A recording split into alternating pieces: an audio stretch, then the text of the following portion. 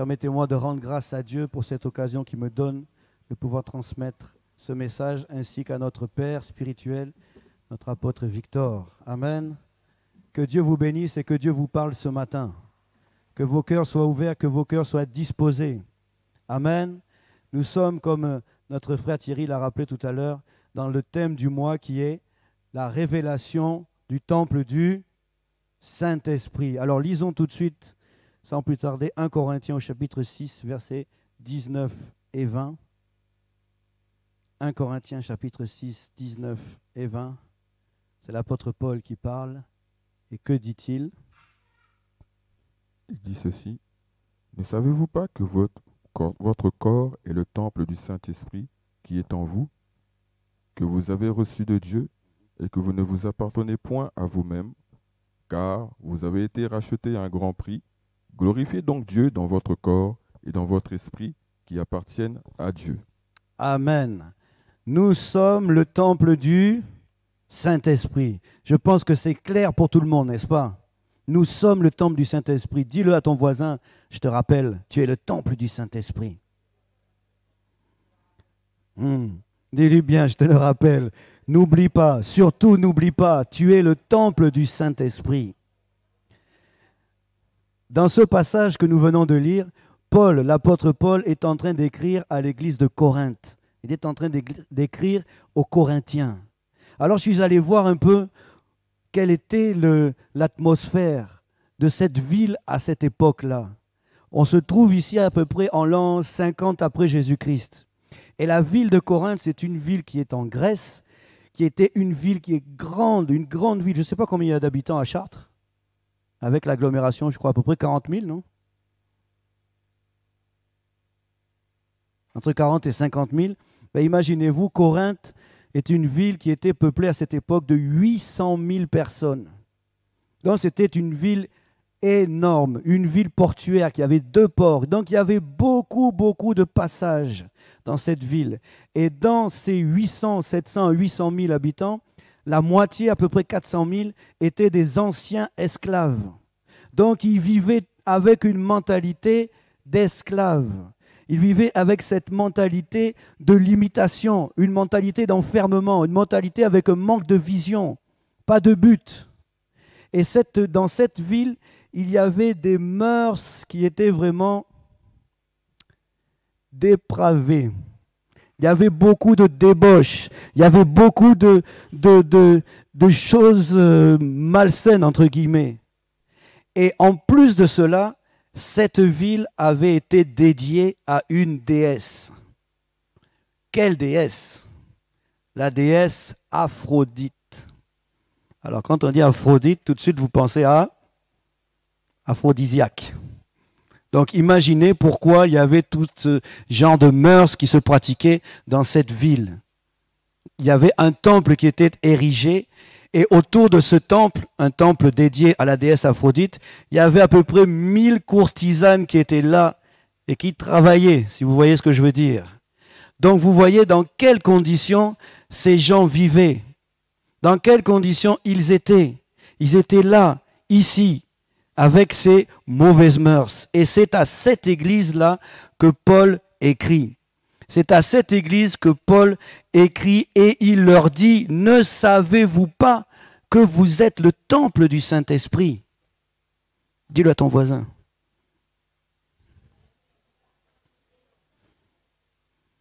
Remontons un petit peu 1 Corinthiens au chapitre 5, on va lire le verset 1er. Pourquoi Paul interpelle les Corinthiens en leur posant cette question? 1 Corinthiens 5, verset 1er. Il est écrit. On entend dire généralement qu'il y a parmi vous de l'impudicité, et une impudicité telle qu'elle ne se rencontre pas même chez les païens. C'est au point que l'un de vous a la femme de son père. Waouh! Là, on ne parle plus de Corinthe, hein. On parle des chrétiens qui habitent à Corinthe. On entend dire généralement qu'il y a parmi vous de l'impudicité, une impudicité telle que ne se rencontre pas même chez les païens. Donc tous ceux qui sont encore sous le joug de Aphrodite et compagnie, là-bas on ne trouve pas ce qu'on trouve ici. Le titre de mon message aujourd'hui c'est « cohabite avec lui. Nous sommes le temple du Saint-Esprit, oui, mais on doit cohabiter avec lui. Dis à ton voisin, tu dois cohabiter avec le Saint-Esprit. Est-ce que ces gens-là, les gens dont on parle ici, est-ce qu'ils cohabitaient avec le Saint-Esprit? Est-ce que le Saint-Esprit pouvait même cohabiter avec eux? Est-ce que nous, aujourd'hui, qui sommes ces temples, nous qui devons manifester la puissance de Dieu, révéler les évidences de Dieu, est-ce qu'on cohabite avec le Saint-Esprit? Est-ce qu'on lui laisse toute la place? Est-ce qu'on fait ce qu'il faut? Ne répondez pas. Lorsque Paul fait ce constat, il écrit à l'église de Corinthe. Il est arrivé à Corinthe, il est resté à peu près 1 an et demi, 18 mois. Ensuite, vous savez, il a continué ses voyages. Mais quand il a eu ces nouvelles, il s'est dit non. Ces gens sont le temple du Saint-Esprit. Ils vivent avec des mœurs qui ne sont pas compatibles. Ils ne peuvent pas cohabiter, le Saint-Esprit ne peut pas cohabiter avec eux. Il répète 10 fois, ne savez-vous pas que vous êtes le temple du Saint-Esprit? Il cherche à les interpeller, à les ramener sur la bonne voie. Il répète, y a-t-il aujourd'hui une collaboration entre le Saint-Esprit et nous? Entre nous et le Saint-Esprit? Je le redis, oui, nous sommes le temple du Saint-Esprit. Oui, nous avons reçu le Saint-Esprit. Mais y a-t-il cette cohabitation entre lui et nous? Pose la question pas à ton voisin, à toi-même. Est-ce qu'il y a cohabitation dans ma vie? Est-ce que je cohabite avec le Saint-Esprit? Cohabiter, ça veut dire quoi? Cohabiter, tout simplement, ça veut dire vivre ensemble en harmonie. Vivre ensemble. Je cohabite, j'habite avec. Je suis en harmonie. Quand je suis avec mon épouse, coucou. Quand je suis avec mon épouse, je cohabite avec elle. On vit en harmonie. Tout ce qu'on fait, on le fait ensemble, en accord. Si moi je ne suis pas d'accord avec quelque chose, on ne le fait pas. Si elle n'est pas d'accord, c'est pareil, on ne le fait pas. On se met d'abord d'accord ensemble, on cohabite, on est en harmonie, et après on met les choses en place. N'est-ce pas, Anaël? Anaël a fait Ben oui, c'est important. S'il n'y a pas la cohabitation, s'il n'y a pas l'unité, l'harmonie, ça ne produira pas de bons fruits. Ça ne produira pas le résultat escompté. Jean 16, verset 7. Dis à ton voisin, il faut cohabiter. Bon, pas forcément avec lui ou elle. Hein. Dis, il faut cohabiter avec le Saint-Esprit. Parce que après, on va dire, le pasteur, il a dit, il faut qu'on cohabite. Donc, si tu as 5 minutes après le culte... non, non. Précise bien avec le Saint-Esprit. Avec l'Esprit Saint, avec l'Esprit de Dieu. Déroule, vas-y. Jean 16, verset 7. Cependant, je vous dis la vérité. Il vous est avantageux que je m'en aille. Car si je ne m'en vais pas, le Consolateur ne viendra pas vers vous. Mais si je m'en vais, je vous l'enverrai. Amen. Jésus est en train de parler. Jésus, le Fils de Dieu, il est en train de dire, c'est bon pour vous que je m'en aille. Je pense que si toi et moi, on avait été avec lui à ce moment-là, on dit, mais non, pourquoi tu veux partir? Jésus, c'est Jésus. Jésus, c'est le Sauveur. Jésus, c'est le Rédempteur. Pourquoi il est bon qu'il parte? Jésus, celui qui a fait tant de miracles, il est bon qu'il parte. Est-ce que vous croyez quelqu'un qui est si bon, quelqu'un qui fait des miracles extraordinaires, quelqu'un qui redonne la vie, quelqu'un qui guérit, est-ce que c'est bon qu'il s'en aille? Ou est-ce que c'est bon qu'il reste? C'est bon qu'il reste. Mais Jésus est en train de dire non, il est bon pour vous que je m'en aille. Car si je ne m'en vais pas, le Consolateur, l'Esprit Saint, ne viendra pas. Donc il est bon que je m'en aille. Il est encore avantageux, avantageux. Il vous est avantageux que je m'en aille. Il vous est profitable que je m'en aille. Il vous est encore intéressant que je m'en aille. Ou encore, il est encore fructueux pour vous que je m'en aille. Voyez que le recevoir le Saint-Esprit, c'est véritablement avantageux pour nous, avantageux pour le monde, avantageux pour l'Église, avantageux pour le royaume de Dieu. Il est préférable que le Saint-Esprit soit là plutôt que Jésus soit là. C'est extraordinaire. Il est préférable que le Saint-Esprit soit avec nous plutôt que Jésus soit là. Dis à ton voisin, cohabite avec le Saint-Esprit. Posséder le Saint-Esprit, avoir le Saint-Esprit doit se voir, ça doit être visible, ça doit être palpable. La vie avant, sans lui, et la vie maintenant avec lui, il doit y avoir une différence. Il doit y avoir des fruits. Il doit y avoir une évolution, une bonne évolution. Amen. Amen. Pour nous, pour notre propre vie, mais aussi pour notre entourage. Rappelle-toi le thème du mois, la révélation ou encore la manifestation du temple du Saint-Esprit, c'est-à-dire de toi et de moi. On doit se manifester, on doit être révélé à ce monde. Rappelez-vous Pierre, rappelez-vous Paul, avant et après la visitation du Saint-Esprit, avant et après avoir été revêtus par le Saint-Esprit. Ces hommes ont été transformés, amen, et ils ont été révélés, manifestés, et le monde a vu que oui, le Dieu est vivant, Dieu est réel. Je crois que si on se tient aujourd'hui ici, c'est parce que l'apôtre Paul dont on parle a fait tous ses voyages missionnaires. Parce qu'il a su cohabiter avec le Saint-Esprit. Sinon, peut-être cette religion, le christianisme serait resté peut-être simplement à Jérusalem où il était là-bas, avec les disciples, les apôtres, et puis c'est tout. Peut-être, on ne sait pas. Si vous enlevez tous les écrits, tous les épîtres que Paul a écrits, il nous reste quoi? Les évangiles, à peu près. Voyez? C'est important d'être rempli, de posséder le Saint-Esprit et de cohabiter. Ésaïe 11, verset 2. Le Saint-Esprit. Qui est le Saint-Esprit? Pourquoi c'est avantageux? Ésaïe 11, verset 2.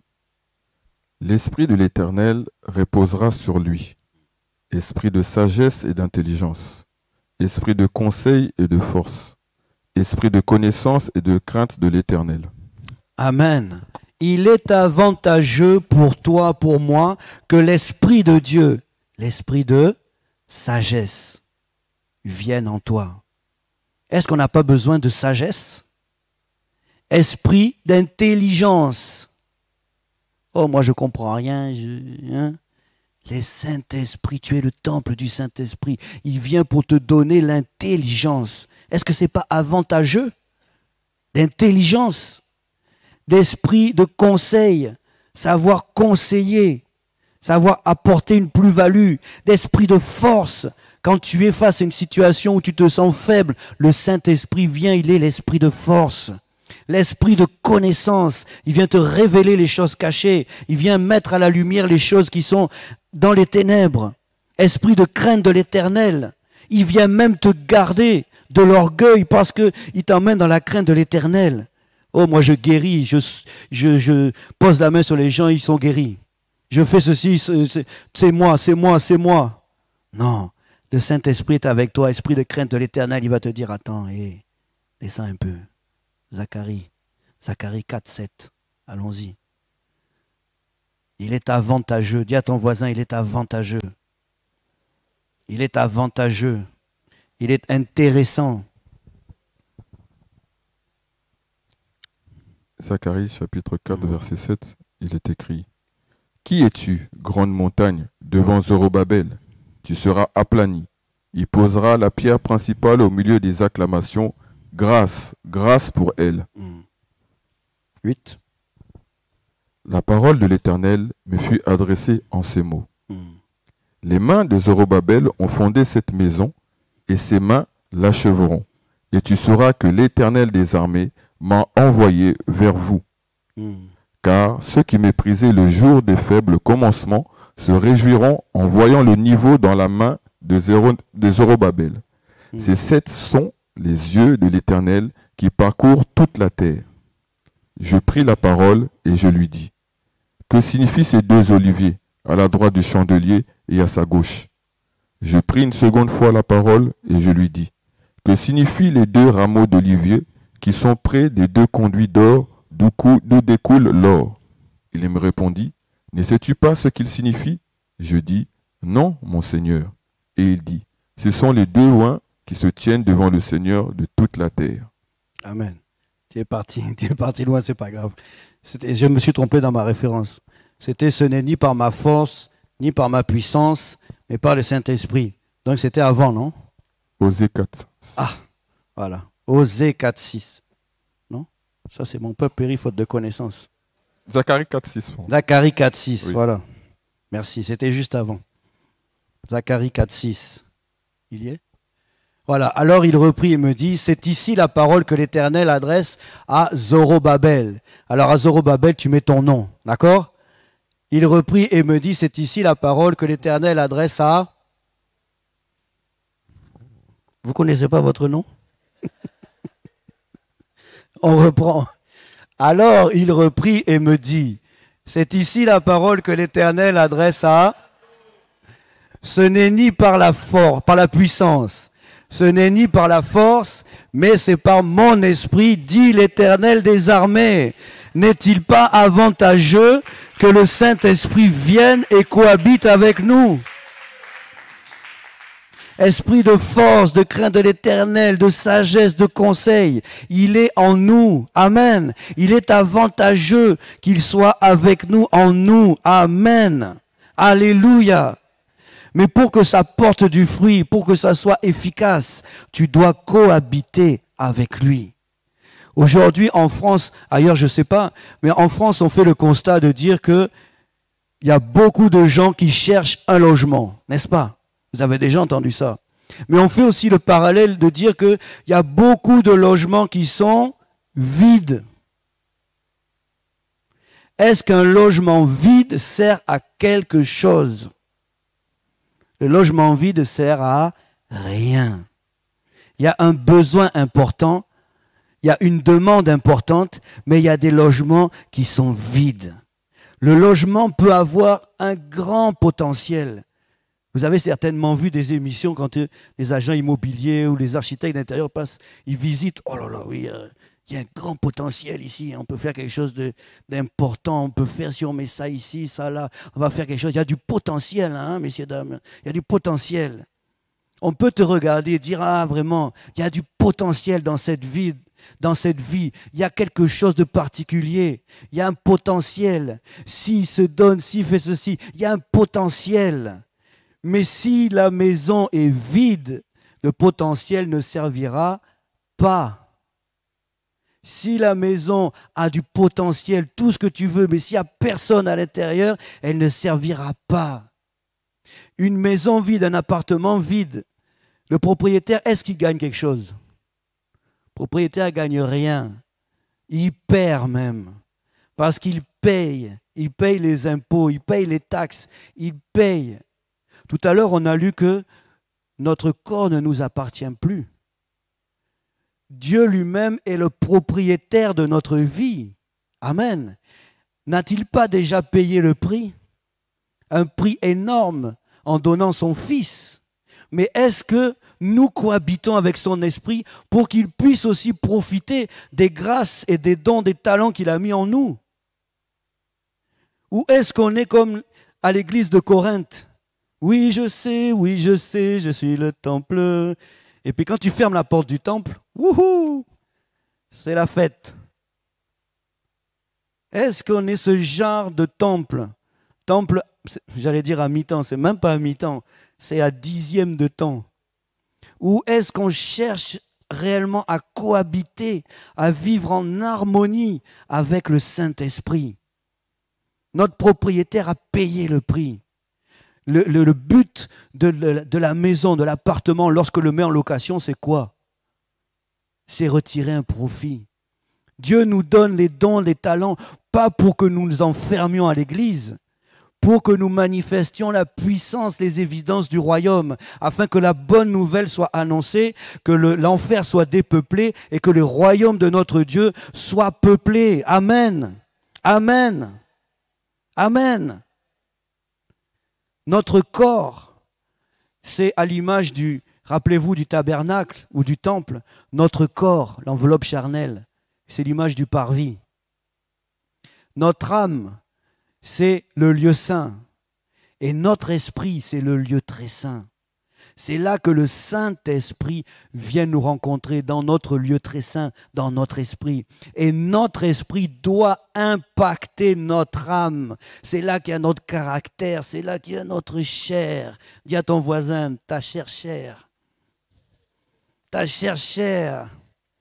celle que tu fais mal à la tête là, ta chair. Si tu cohabites avec le Saint-Esprit, ça va impacter ton âme et ça va se répandre jusque dans les parvis, dans ton corps. Amen. Tu es le temple du Saint-Esprit et lui seul doit y habiter. Lui seul doit y habiter. Et ils crièrent Amen en acclamant le Seigneur. Lui seul doit y habiter. Vous savez, il y a un problème qui arrive quelquefois quand les maisons sont vides, les appartements sont vides. Qu'est-ce qui se passe? Voilà, vous-même, vous avez compris. Il y a des gens qui viennent, ils forcent la porte.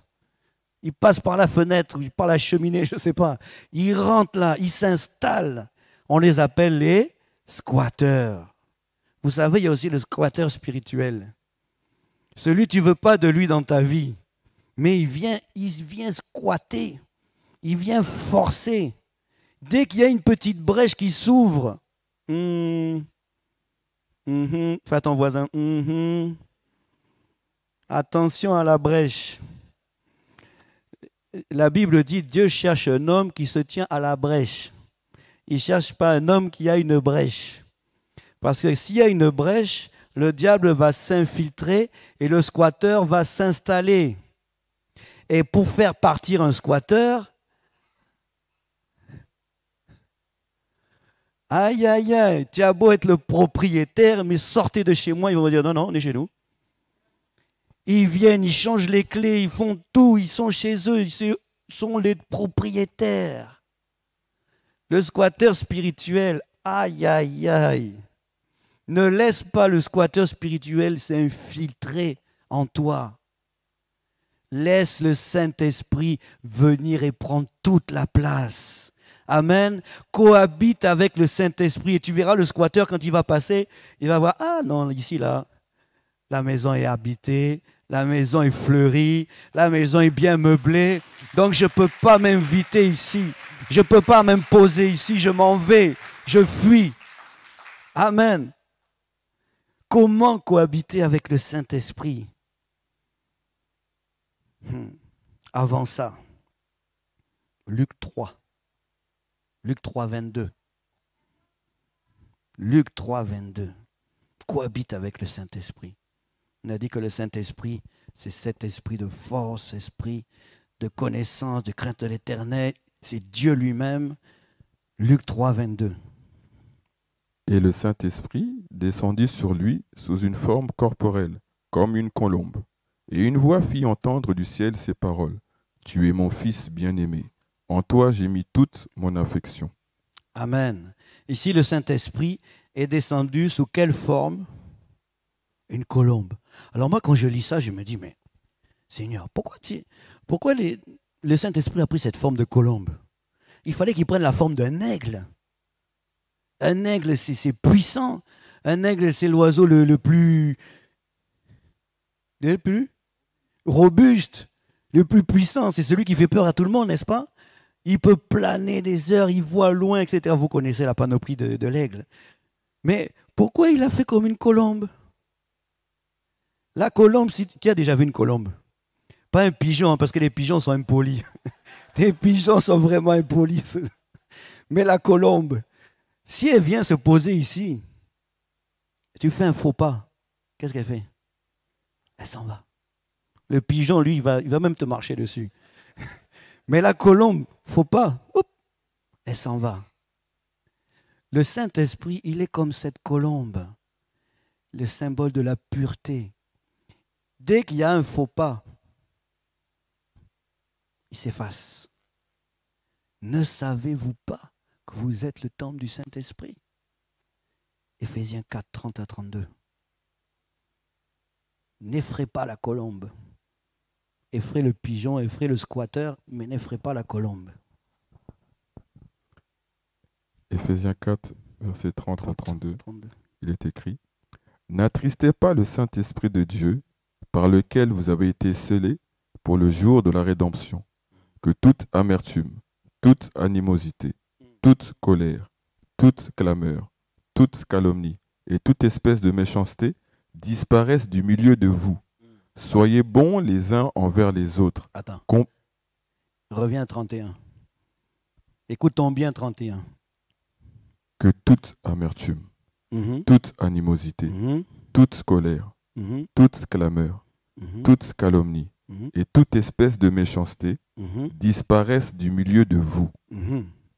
Donc, est-ce que ce n'est pas arrivé à quelqu'un parmi nous de connaître au moins une de ces choses ici? Amertume, animosité, colère, clameur, calomnie, toute espèce de méchanceté. Mais sachez que dans 30 qu'on dit juste avant, en faisant ces choses-là, on attriste le Saint-Esprit. On fait le faux pas et la colombe, elle prend son envol. N'attristons pas le Saint-Esprit, au contraire, cohabitons avec lui, que toutes ces choses-là disparaissent du milieu de vous, du milieu de nous. 32. Soyez bons les uns envers les autres. Voilà, soyez bons les uns envers les autres. On n'a pas dit soyez bons avec vos cousins. Soyez bons qu'avec la prophétesse, même si elle est bien habillée. Soyez bons qu'avec la jeunesse.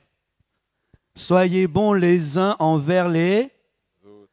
Et ça veut dire aussi que c'est réciproque. Les uns envers les autres. Compatissants. Je compatis. Oui, c'est ça. Je compatis.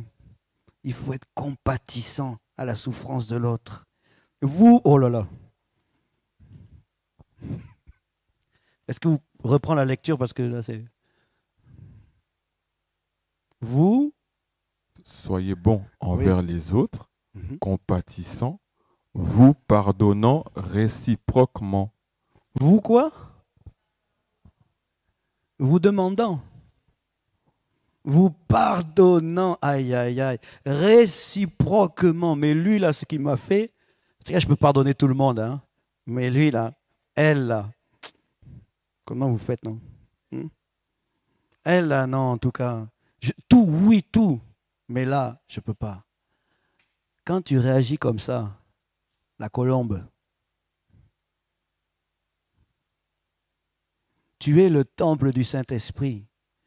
Le Saint-Esprit doit résider. Si la colombe prend son envol, là-bas, il y a les squatteurs. Il y a les squatteurs qui attendent. On dit que le diable, il fait quoi? Il rôde comme un lion rugissant, cherchant qui il va dévorer. Donc ne le laisse pas l'accès. Laisse-le où il est là-bas. Toi, occupe-toi de cohabiter avec le Saint-Esprit, de cohabiter avec cette colombe. Il y a un vent, l'apôtre, notre apôtre, nous a déjà dit qu'il y a un vent de l'Esprit qui est en train de souffler. Nous le disons. L'apôtre Alidor lui-même, sans savoir, est venu, il a attesté encore cette chose. Si tu fais fuir la colombe, le vent là, tu vas seulement entendre les gens en parler. Mais toi, tu vas subir un autre vent, une tempête. Dis bien Amen. Oui, dis Amen. Comme l'apôtre Alidor dit, dis Amen bien. Il faut cohabiter avec lui. Cohabiter avec lui. Ah là là, j'ai encore beaucoup de choses à dire. On m'a mangé mon temps. Je dis tout. Ok. Comment cohabiter avec le Saint-Esprit? Il faut cohabiter. Mais comment cohabiter avec le Saint-Esprit? Allons rapidement dans Actes 16, 5 à 10. On va voir un temps de la vie de l'apôtre Paul.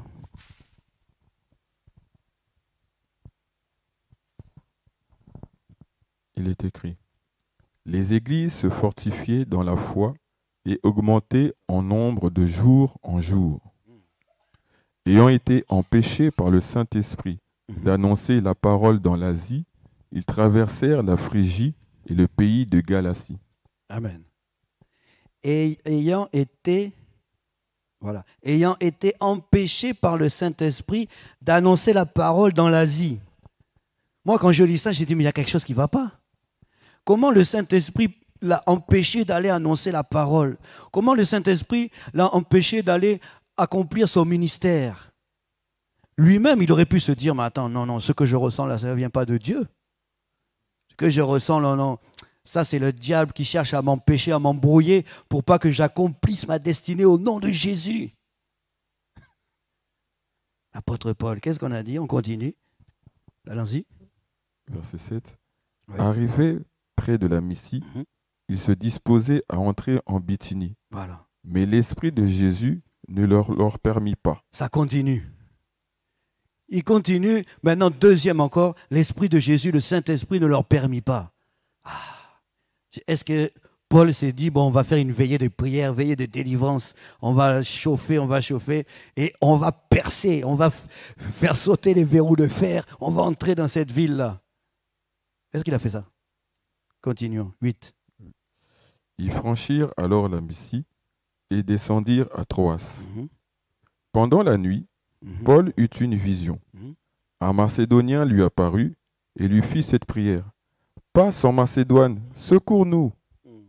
Après cette vision de Paul, nous cherchâmes aussitôt à nous rendre en Macédoine, concluant que le Seigneur nous appelait à y annoncer la bonne nouvelle. Amen. Ça, c'est ce que l'on appelle la cohabitation avec le Saint-Esprit.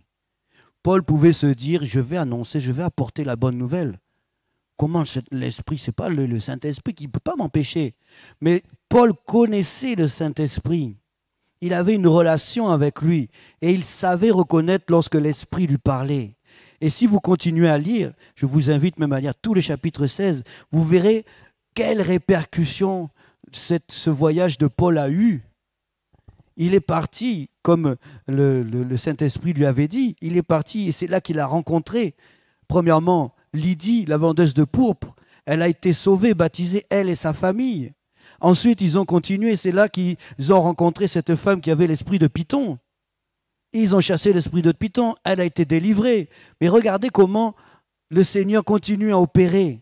Ils ont, j'allais dire les propriétaires, les gens qui utilisaient cette dame pour gagner de l'argent avec son esprit de Python de divination, ils ont porté plainte contre Paul et Silas parce que leur business était cuit. Ils ont dit, mais ces gens, ils ont libéré cette femme. Bon, c'est peut-être bien pour elle, mais pour nous, notre business est KO. Donc, on va porter plainte. Paul et Silas ont été emprisonnés. Mais qu'est-ce qui s'est passé encore en prison? Ils étaient en train de louer, en train de chanter. Tout d'un coup, les murs se sont mis en trembler, les portes se sont ouvertes. Le geôlier qui était là s'est dit, oh, Harakiri, ils sont tous partis. Non, Paul a dit, non, attends, on est tous là, on n'a pas bougé. Mon Dieu, le salut dans la vie du geôlier et dans sa famille encore. Tout ce résultat, cette accumulation de résultats, parce que Paul cohabitait avec le Saint-Esprit. Quelle cohabitation! Aujourd'hui, est-ce que nous cohabitons avec le Saint-Esprit ou pas? Alors comment cohabiter avec le Saint-Esprit? J'ai relevé 7 points. Le premier, Jean 3,3. Jésus lui répondit, « en vérité, je te le dis, si un homme ne naît de nouveau, il ne peut voir le royaume de Dieu. » Amen. Comment cohabiter avec le Saint-Esprit? Déjà, il faut qu'il habite en toi. Comment est-ce qu'il habite en toi? Lorsque tu nais de nouveau. Amen. Tu acceptes Jésus dans ta vie, le Saint-Esprit vient en toi. Ça, c'est le premier point. Il faut être né de nouveau. Si tu es né de nouveau, dis, jusque-là, c'est bon. Dis-le, jusque-là, c'est bon. Étape 2. Galates 5, 16. Galates 5, 16. Il est écrit, « Je dis donc, marchez selon l'esprit, et vous n'accomplirez pas les désirs de la chair. Relis-le un peu celui-là. Je dis donc, Mhm. marchez selon l'esprit, Mhm. et vous n'accomplirez pas les désirs de la chair. Amen.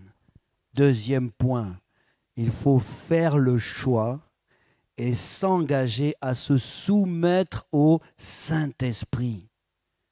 Si tu ne te soumets pas au Saint-Esprit, tu ne peux pas cohabiter avec lui. Je fais le choix et je m'engage à me soumettre au Saint-Esprit. Si tu es bon, tu dis jusque-là c'est bon. Troisième point. Dis, pasteur, continue. Je peux continuer? Ok. 1 Pierre, chapitre 5, verset 5. Il est écrit. De même, vous qui êtes jeunes, soyez soumis aux anciens. Et tous, dans vos rapports mutuels, revêtez-vous d'humilité, car Dieu résiste aux orgueilleux, mais il fait grâce aux humbles. Mhm. Dieu résiste à qui? Aux orgueilleux. Troisième point, il faut être rempli d'humilité. Amen. Il faut être rempli d'humilité. Si c'est bon, tu dis, jusque-là, on est encore bon. 1, il faut être né de nouveau. 2, tu fais le choix et tu t'engages à te soumettre au Saint-Esprit. 3, tu es rempli d'humilité. 4, Josué 1, 8. Voilà. Il est Josué écrit 1, 8. Oui. que ce livre de la loi ne s'éloigne point de ta bouche. Médite-le jour et nuit pour agir fidèlement selon tout ce qui est écrit. Car c'est alors que tu auras du succès dans tes entreprises. C'est alors que tu réussiras. Amen. Donc, quatrième point, vous l'aurez certainement compris, lire, méditer et mettre en pratique la parole de Dieu. Là, tu cohabites avec le Saint-Esprit. Là, le Saint-Esprit se réjouit. Le Saint-Esprit est là, il est présent. Cinquième point, 1 Pierre chapitre 1, versets 14 à 16.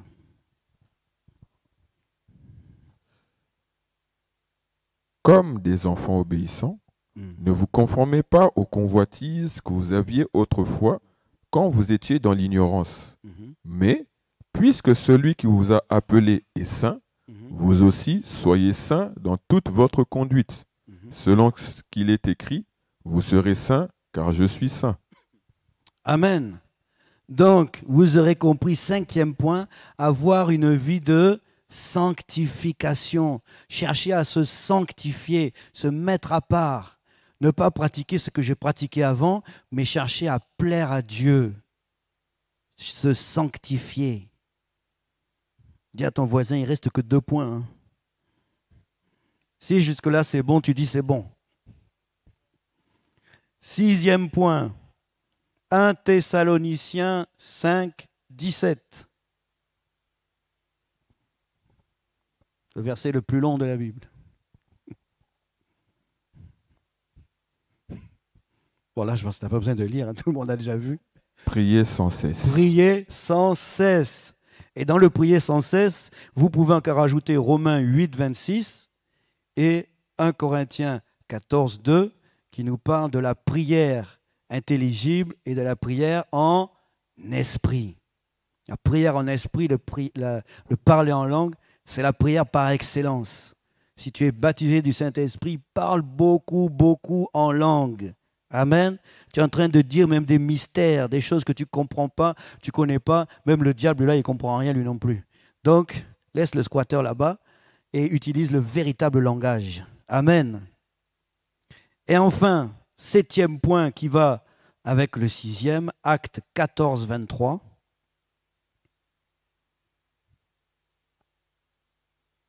Il y est écrit, ils firent nommer des anciens dans chaque église, et, après avoir prié et jeûné, ils les recommandèrent au Seigneur en qui ils avaient cru.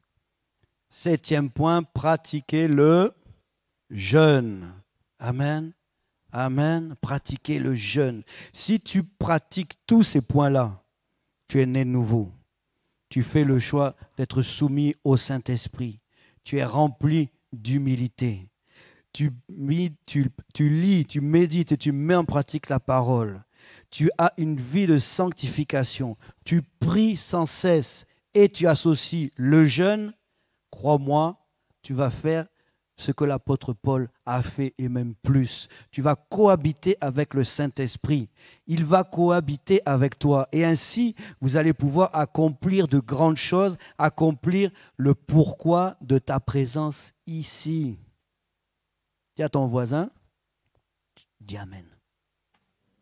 Et tu lui fais un clin d'œil en même temps, dis Amen. Amen. Et pour finir, juste 2 petits points, après on finit.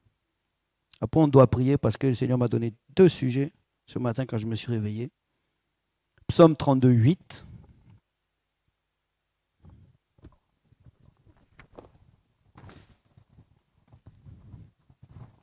Il est écrit, je t'instruirai et je te montrerai la voie que tu dois suivre. Je te conseillerai, j'aurai le regard sur toi. Amen. Ça, c'est un avantage de la cohabitation avec le Saint-Esprit. Un avantage, il te donne sa direction. Il te dirige, il te montre les choses. Deuxième avantage, 1 Corinthiens 2, versets 9 et 10. Il est écrit. Mais, comme il est écrit, ce sont des choses que l'œil n'a point vues, que l'oreille n'a point entendues, et qui ne sont point montées au cœur de l'homme, des choses que Dieu a préparées pour ceux qui l'aiment. Dieu nous les a révélées par l'Esprit, car l'Esprit sonde tout, même les profondeurs de Dieu. Amen. Ce sont des choses que l'Esprit m'a révélées. Donc, autre avantage de cohabiter avec le Saint-Esprit, il nous donne son discernement ou encore sa révélation. Amen. Et dernier point, Galates 5, 22, le fait de cohabiter avec le Saint-Esprit.